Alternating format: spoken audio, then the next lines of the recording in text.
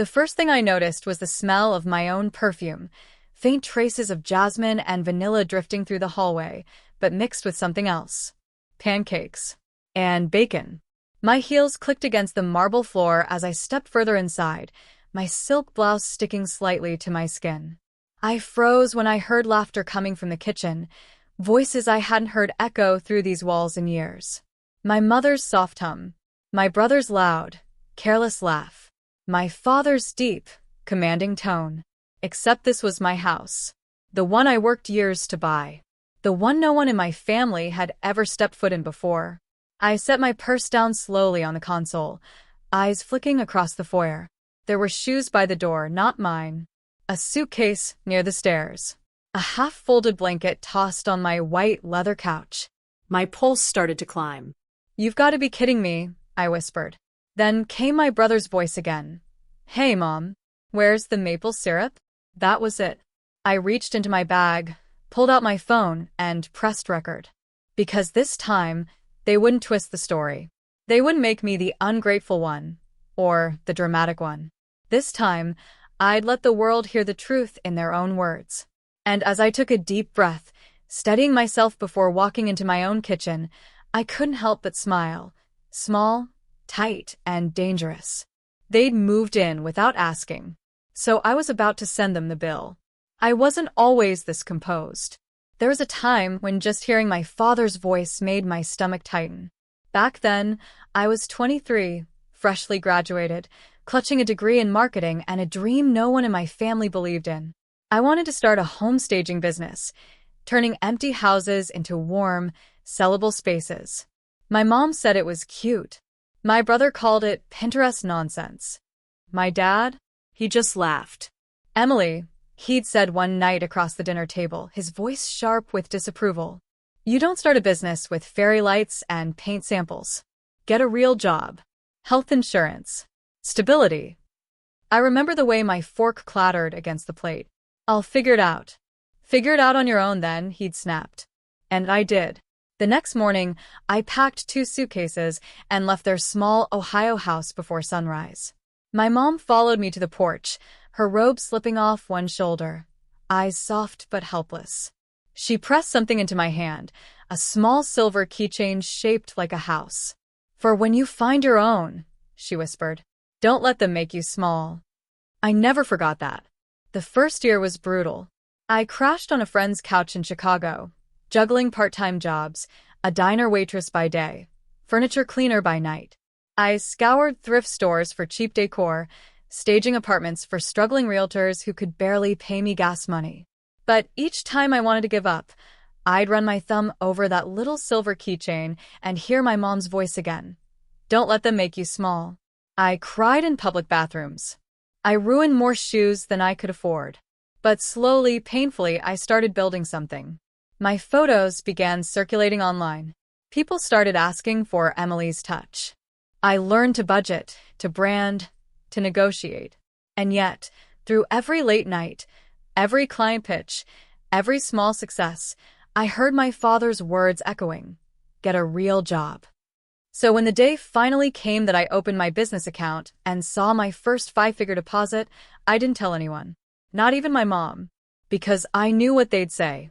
They'd find a way to make it smaller. So I smiled quietly to myself, held that silver keychain in my palm, and whispered, "This one's real enough." The years that followed were a blur of exhaustion and quiet triumph. By the time I turned 26, Home Soul Designs wasn't just an idea anymore. It was a growing business. I had 2 part-time assistants, a leased van, and a small but loyal list of real estate clients who swore I had magic hands. Still, success didn't come wrapped in gold. It came with migraines, coffee stains, and nights spent sitting on my apartment floor surrounded by fabric swatches and empty takeout boxes. My mentor, Catherine Holt, came into my life almost by accident. She was a realtor in her late 40s, sharp as glass, but kind underneath. I met her during a showing. She hated how her client's home was presented and called me the only person in this business with taste and guts. Catherine took me under her wing. She taught me the language of contracts, the art of silence in negotiations, and the power of saying no without flinching. Men get praised for ambition, she'd said once over coffee. Women get questioned for it. Don't apologize for being good. I carried those words with me like a secret weapon. But the hardest part wasn't the work, it was the pretending. Every holiday call with my parents followed the same script. How's the job search? My dad would ask. Good. I'd lie. He still thought I was freelancing, still believed I was scraping by. And I let him think that. Because part of me wanted to protect what I was building, the other part wanted him to see it one day and realize what he'd dismissed. By 28, I had a downtown office. Small, sunlit, filled with fresh flowers and mid-century furniture I'd refurbish myself. I started consulting for developers, then began flipping homes. The numbers grew.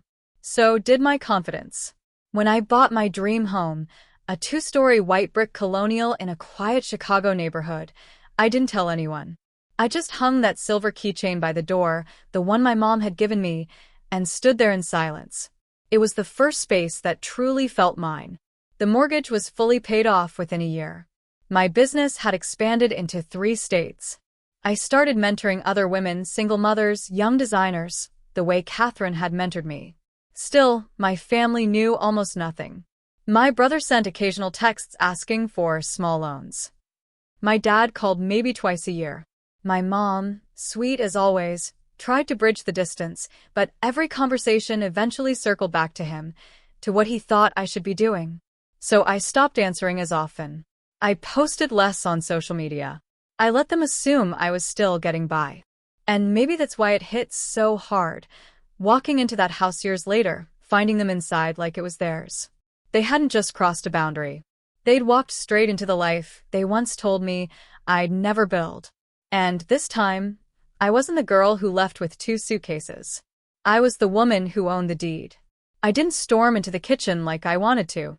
I walked in slowly, steady, calm, the kind of calm that only comes from knowing you hold all the power in the room. My mother was at the stove, flipping pancakes like it was Sunday morning in 2009. My father sat at the island, reading my newspaper with his glasses perched low on his nose.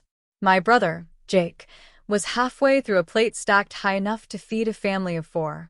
It took them 3 whole seconds to notice me standing there.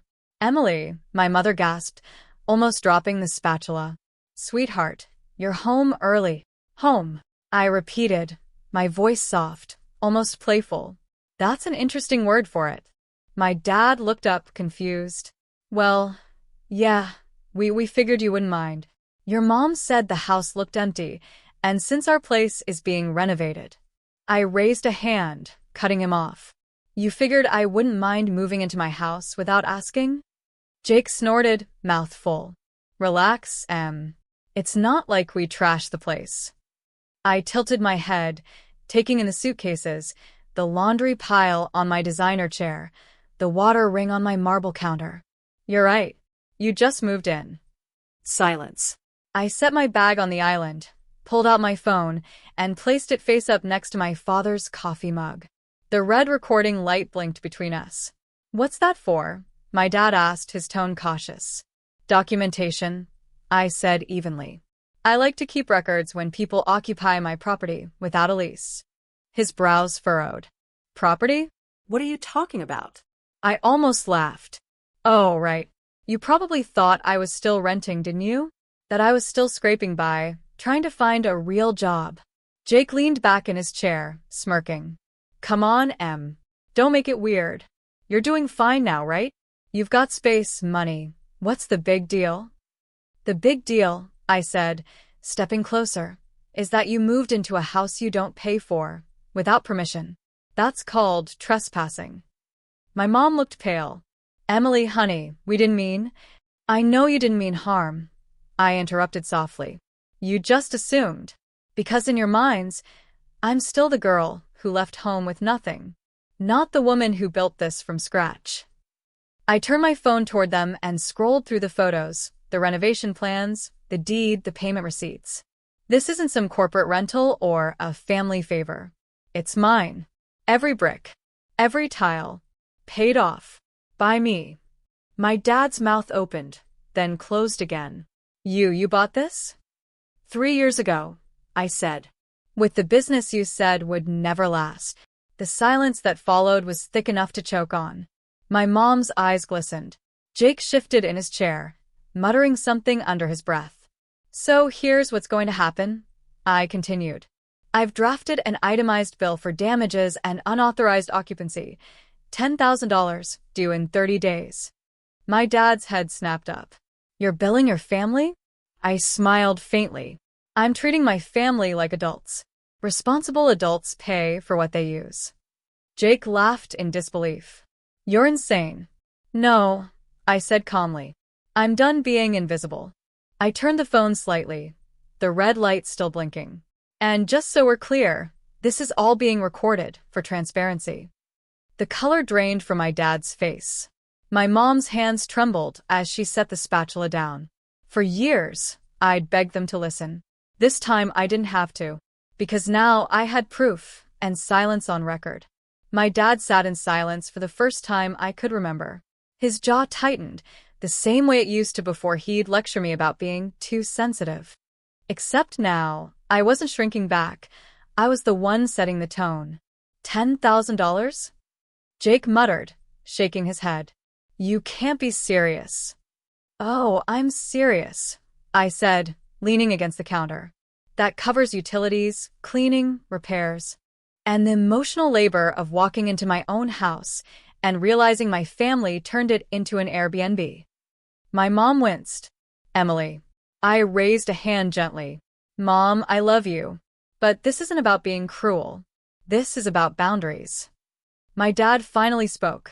We're family. Family doesn't send invoices. I met his eyes. Family doesn't move into your home without asking either. He looked away.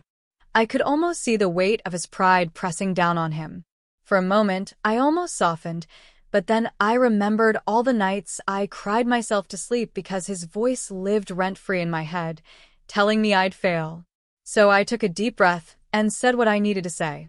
You can stay here for the rest of the month while your house is being renovated, I said. But under a few conditions. Jake groaned. Here we go. 1. I continued. You each contribute to the rent. Non-negotiable. I'll send invoices weekly. Jake's smirk faded. 2. I turned to my mom. You stop apologizing for him. Her eyes widened, then softened. You've spent years trying to keep peace by shrinking yourself. You don't have to anymore. Tears welled in her eyes, but she nodded. And 3, I said, turning to my father, you sit down with me as a client, not a daughter, and learn how I built this. Because you don't get to dismiss what you don't understand anymore. His brow furrowed, but he didn't argue. And Jake, I added, glancing at my brother, if you want to stay, you'll find a job by the end of the month. No freeloading. No excuses. If you need help writing a resume, I'll help you. But this, I gestured around the kitchen, isn't free space. He stared at me like he was seeing me for the first time, not as his little sister, but as someone who meant what she said. The silence that followed wasn't hostile. It was heavy with realization. Emily, my mom finally whispered, you've really built all this? I nodded. I did. Every piece of it. And I'm not angry anymore. I just need you all to see me for who I am now. Not the girl who left, but the woman who stayed the course. My dad looked down at the countertop, tracing the marble pattern with his thumb. You remind me of your mother when she was young, he said quietly. I should have known you'd make it. For the first time, it didn't sound like an apology. It sounded like respect. I let out a long breath I didn't realize I'd been holding. The power had shifted, but not through revenge. Through truth. The house felt different after that morning, quieter, but lighter somehow. For the first time in years, I didn't feel like I had to prove myself inside my own home. My dad started making small efforts. Awkward at first, but genuine. He helped fix a leaky faucet, then began asking about my business, curious instead of critical. Every question felt like an apology wrapped in interest. Jake surprised me too. 2 weeks later, he walked into the kitchen holding a printed resume and asked, almost shyly, if I could review it. I did, red pen in hand, biting back a grin as he actually took notes. Mom started baking again, but differently this time. She'd ask before using the kitchen, always leaving a sticky note on the fridge that read, "Thanks for letting us share your space." Little gestures, but they meant everything. Every evening, when the house settled into silence, I'd find myself standing by the front door, where that small silver keychain still hung. It caught the light in the same soft way it did the day she gave it to me. One night, after everyone had gone to bed, I held it in my hand again. It was warm from the sun, smooth from years of worry and work. I thought about that younger version of me, scared, exhausted, but still stubborn enough to believe she could build something on her own. She had no idea that someday her family would live inside her success story. I smiled to myself. Growth doesn't always look like forgiveness. Sometimes it looks like boundaries, receipts, and a paid invoice. By the end of the month, the renovations on my parents' house were done. They packed their bags, but before leaving, my dad paused in the doorway.